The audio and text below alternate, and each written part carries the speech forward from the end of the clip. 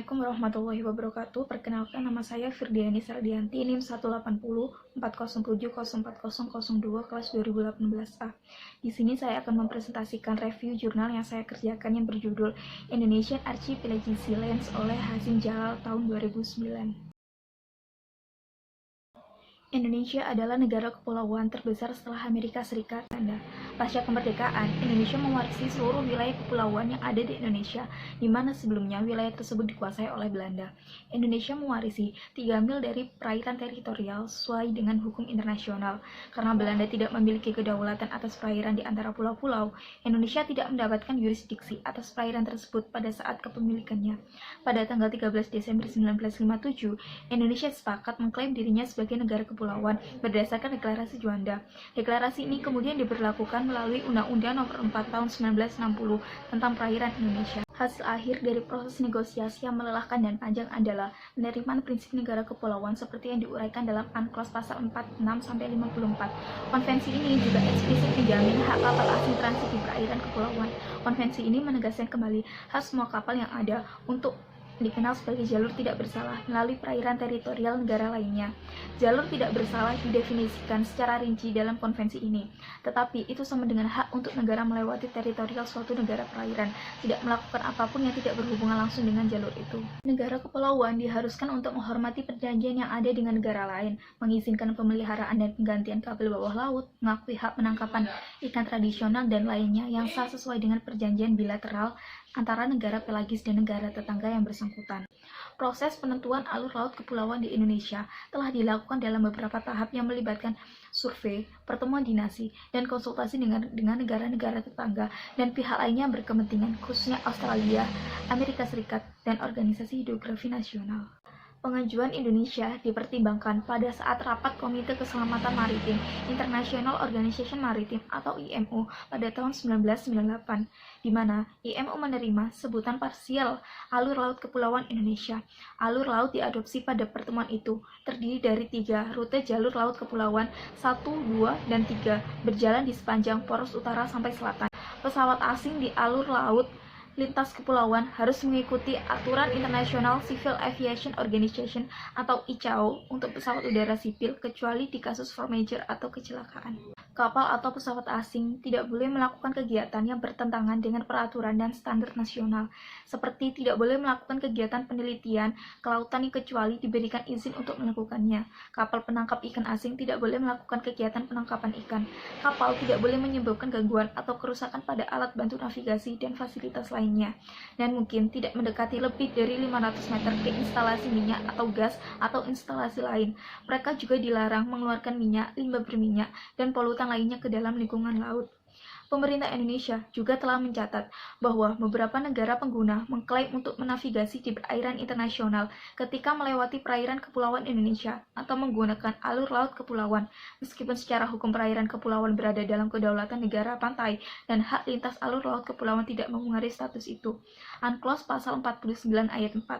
Pemerintah tidak senang dengan interpretasi ini, tetapi sejauh ini mentolerir pelanggaran dengan harapan bahwa pemahaman yang lebih baik tentang keseimbangan yang begitu susah payah dinegosiasikan selama bertahun-tahun dapat berkembang. Akhirnya, kesenjangan dalam hukum internasional sehubungan dengan prinsip-prinsip hukum wilayah udara di atas perairan kepulauan, karena Konvensi 1944 tentang penerbangan sipil internasional atau Konvensi Chicago belum direvisi untuk mencerminkan hukum laut internasional saat ini. Pasal 1 Konvensi Chicago menetapkan bahwa setiap negara bagian telah melengkapi dan kedaulatan atas wilayah udara di atas wilayahnya. Namun, Pasal 2 menyatakan bahwa wilayah suatu negara akan dianggap sebagai wilayah di daratannya dan perairan teritorial yang berdekatan dengan mereka, membentang dari 3 hingga 12 mil dari garis pantai. Jelas ada kebutuhan untuk merevisi Konvensi 1944 untuk mencerminkan perkembangan baru dalam hukum internasional. Indonesia mempunyai kedaulatan penuh secara eksklusif terhadap ruang udara di atas wilayah daratan dan di atas wilayah perairan yang menurut undang-undang merupakan perairan teritorial Indonesia. Berdasarkan pasal 1 Konvensi Chicago tahun 1944, secara tegas menyatakan bahwa semua negara mempunyai suatu kedaulatan yang utuh dan penuh atas ruang udara atas wilayah kedaulatannya. Istilah utuh dan penuh mengandung arti bahwa kedaulatan di udara adalah penuh dan eksklusif. Penggunaan istilah yang ada di Konvensi Chicago 1944 dituangkan dalam pasal 5 Undang-Undang Nomor 1 Tahun 2009 tentang penerbangan yang berbunyi, Negara Kesatuan Republik Indonesia berdaulat penuh dan eksklusif atas wilayah udara Republik Indonesia. Oleh sebab itu, ada irisan antara pengaturan ruang udara yang ada di Konvensi Chicago tahun 1944 dengan peraturan hukum yang diakui secara resmi di Indonesia.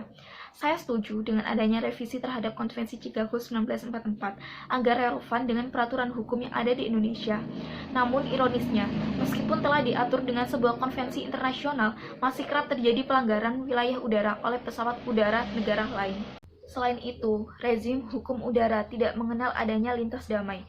UNCLOS tahun 1982 pasal 53 yang telah diratifikasi dengan Undang-Undang Nomor 17 tahun 1985 tentang pengesahan UNCLOS menegaskan bahwa negara kepulauan seperti Indonesia dapat menentukan alki dan rute penerbangan di atasnya. Sementara itu, negara maju seperti Amerika Serikat belum meratifikasi konvensi ini. Sehingga apabila kapal atau pesawat udara Amerika Serikat yang melintas ruang udara di atas alki masih berpedoman kepada aturan-aturan yang lama, hal ini sering menimbulkan permasalahan, di mana berdasarkan aturan lama tersebut, pesawat-pesawat Amerika Serikat yang melintas di atas rute tradisional mereka anggap sah, dengan alasan bahwa Amerika Serikat belum meratifikasi UNCLOS tahun 1982. Alasan Amerika Serikat belum meratifikasi UNCLOS 1982 adalah karena pasal 11 mengenai Otoritas Dasar Laut Internasional. Karena aturan itu telah melanggar prinsip ekonomi bebas dan pembangunan, jadi pemerintah Amerika Serikat tidak mau menandatanganinya. Tetapi pasal lain di luar pasal 11, Amerika Serikat mengumumkan dapat mentaatinya. Kata lain juga disebabkan konvensi yang berlaku tidak pernah menjelaskan apa yang dimaksud dengan ruang udara. Selama ini, jarak ruang udara ini telah ditafsirkan oleh negara-negara sesuai dengan kepentingannya masing-masing. Dengan penetapan ALKI, muncul banyak persoalan, terutama mengenai ancaman keselamatan dan keamanan pelayaran di sepanjang alur laut kepulauan. Mengingat posisi Indonesia menjadi penghubung antara dua benua Asia dan Australia, serta penghubung dua lautan bebas Pasifik dan India, sehingga ancaman dapat berupa illegal fishing, drug, human and guns trafficking, dan lain-lain. Banyak sekali tantangan yang dihadapi oleh Indonesia dalam penetapan ALKI ini.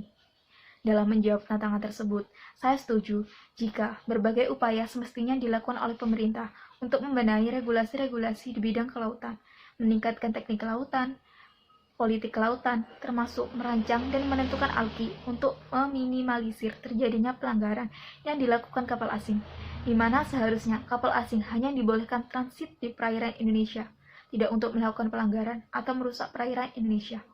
Indonesia diwajibkan untuk menetapkan jalur pemisah lalu lintas laut Traffic Separation Scheme atau TSS di alur pelayaran khususnya di selat. Penetapan TSS ini bertujuan untuk keselamatan pelayaran, pelindungan kelautan, dan untuk menghindari kecelakaan di laut dan untuk mencegah gangguan ancaman keselamatan pelayaran. Dalam penelitian ini dapat disimpulkan bahwa pemberlakuan 3 jalur ALKI di lautan teritorial Indonesia menyebabkan wilayah Indonesia rawan akan ancaman kedaulatan wilayah. Indonesia melalui peraturan perundang-undangannya telah menetapkan alur laut kepulauan dan mengimplementasikan hak dan kewajiban yang boleh maupun tidak boleh dilakukan oleh kapal asing dan pesawat udara asing ketika melaksanakan hak lintas alur laut kepulauan. Sebagai saran untuk mendukung pengamanan di ruang udara di atas ALKI terhadap berbagai tindakan pelanggaran wilayah udara, perlu diberikan payung hukum secara komprehensif untuk mendukungnya. Hal ini dapat dilakukan dengan menetapkan zona identifikasi pertahanan udara bagi keperluan identifikasi pesawat udara untuk kepentingan pertahanan dan keamanan udara.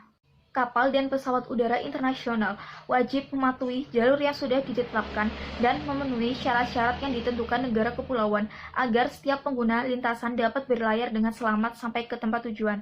Berbagai persoalan dan masalah yang timbul dengan penetapan alur laut dan harus segera ditindaklanjuti dengan langkah-langkah perbaikan baik dari aspek hukum nasional, hukum internasional, dan hal-hal yang bersifat teknis kelautan.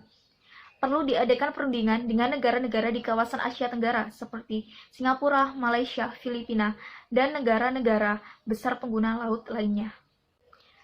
Sekian presentasi dari saya, kurang lebihnya saya minta maaf. Jika ada pertanyaan, silakan tulis pertanyaan teman-teman di komentar YouTube ini ya. Terima kasih. Wassalamualaikum warahmatullahi wabarakatuh.